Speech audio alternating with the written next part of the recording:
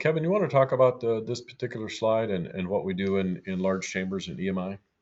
Yeah, so this would be your 10-meter chamber, which is for more commercial products than your aerospace. This is your off-the-shelf products, your stuff you buy in the store.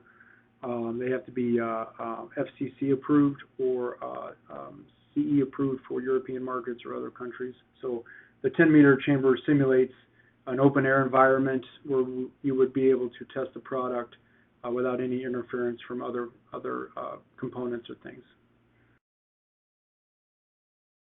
And the scalable on our chambers, Kevin, at least in the Rockford, Illinois facility, we have, I believe it's 13 chambers, and they range from this large 10-meter down to the reverb chambers that are you know the size of the reverb chambers, Kevin?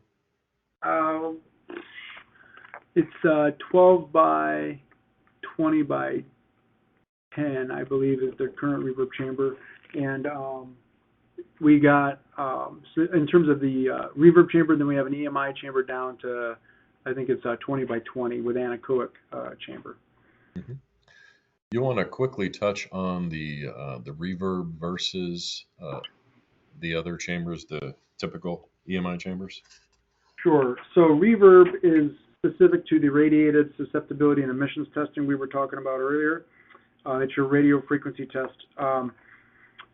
So it's effectively it's a giant microwave, and you're able to, instead of being lined with anechoic material, which is kind of the blue cones you see in that picture now, it's just metallic. There's no anechoic at all, and it reflects the RF energy around, kind of like your microwave. You spin your food. In a reverb chamber, you spin a metal paddle that stirs the radio frequencies around, and that's because, like with your microwave, if you don't turn your food, you get a hot spot on your food.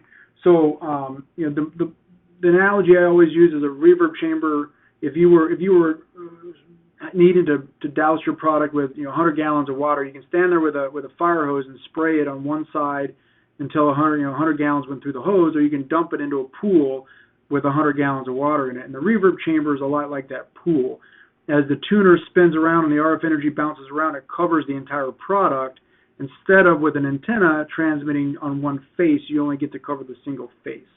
So the reverb chamber is a more robust susceptibility test, and it's a more robust emissions test in that it gathers all of the available power out of that unit and energy versus just a single side.